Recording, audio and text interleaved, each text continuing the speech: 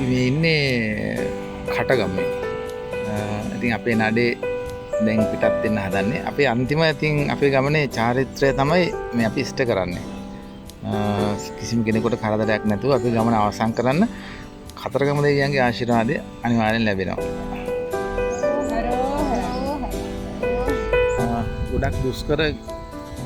ගොඩක් දුෂ්කර ගමනක අන්තිම කොටස තමයි අපි මේ ගත කරන්නේ. දැන් අපි කටගම ඉඳලා කතරගමට තමයි දැන් යන්නේ. අපිට කිලෝමීටර් 12ක් තමයි තියෙන්නේ මෙතන ඉඳලා. අපිට මේ ගමනේදී දුෂ්කර දේවල් වගේම ලස්සන දේවල් ඔබට විශේෂම දේ තමයි සුන්දර මිනිස්සුත් අපිට මුණ ගැහුණා. මේ අපේ නඩේ කට්ටිය පිටිපස්සෙන් එනවා. හරෝ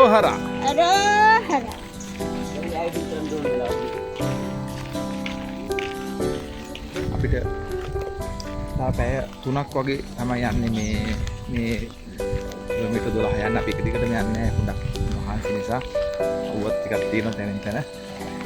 අපි මේ පුත නතර වෙවි තමයි යන්නේ. හරි ලස්සනයි. ඉතින් මොකද විශේෂම දේ තමයි අපිට දුකයි. ඉතින් මේ කැලේ අතහැර දාලා යනකොට කැලෙන් එළියට පොඩි දුකකුත් දැනෙනවා. අපි කැලෙන් එළියට යන්න ඉස්සෙල්ලා තව ලස්සන තැනක් හම්බුනොත් අපි කතා කරමු.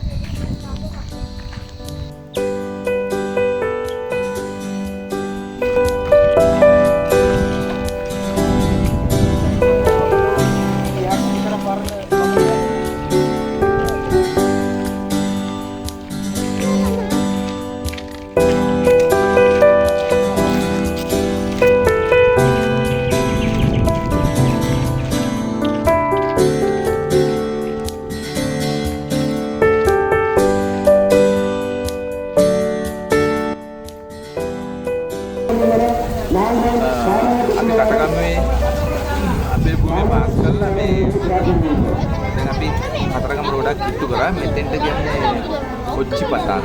අපි අහලා නැතිනම් දැන් අපි රක්ෂිතෙන් එළියට ඇවිල්ලා කතරගමට කිලෝමීටර් 3යි තියෙන්නේ. පාද යාත්‍රාව යන සියලුම බැතිමතුන් ගිහිලා ගණ දෙයියොන්ට පණුදක් දාලා වැදලා තමයි මෙතෙන් දැන් ආයි කතරගමට පිටත් වෙන්නේ. ඉතින් කාස්ට් එකේ පොඩ්ඩක් චුට්ටක් කියලා ඉඳලා මේ කිලෝමීටර් 3 ආයෙ අදිනවා. අපි මගේ යනකොට අපිට තව දන්සලකුත් හම්බ වෙනවා. අපි කතරගම වදින ඉස්සලා දන්සලත් වැදලා තමයි යන්නේ.